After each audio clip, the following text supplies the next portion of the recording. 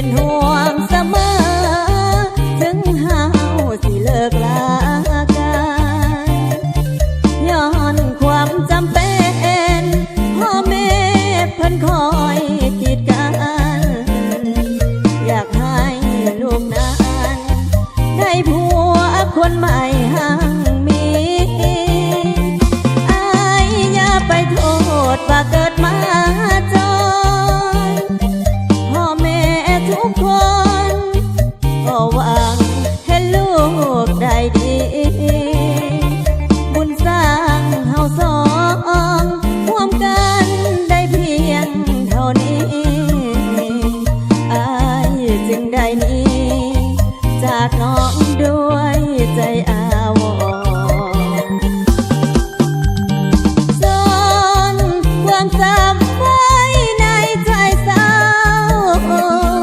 น้ำตาเมียเก่าไหลมาท่วมใจห้ำหอนยังหักอายอยู่คิดฮอดด้วยใจวิวรณ์ถึงมีผัวไม่เคียงซ้อนยังคิดถึงตอนเป็นเมียของอายเมียเก่าใจเศร้าบ่มีวันหายสุดแสนเสียดายอดีตที่มันผ่านไปยังหักอายอยู่คิดฮอดอายแทบขาดใจบ่โทษที่อายจากไปอยู่นำบ่ได้จึงทิ่มลูกและเมีย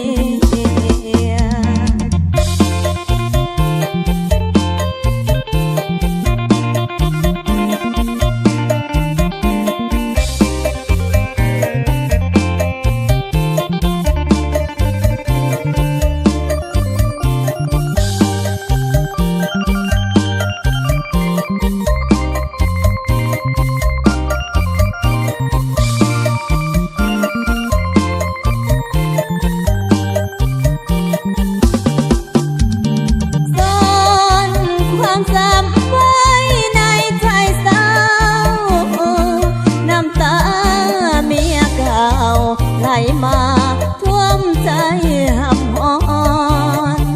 ยังหักอายอยู่คิดฮอดด้วยใจวิวรณ์ถึงมีผัวไม่เคียงซ้อนยังคิดถึงตอนเป็นเมียของอายเมียเก่าใจเศร้าบ่มีวันหายสุดแสนเสียดายอดีตที่มันผ่านไปยังหักอายอยู่คิดฮอดอายแท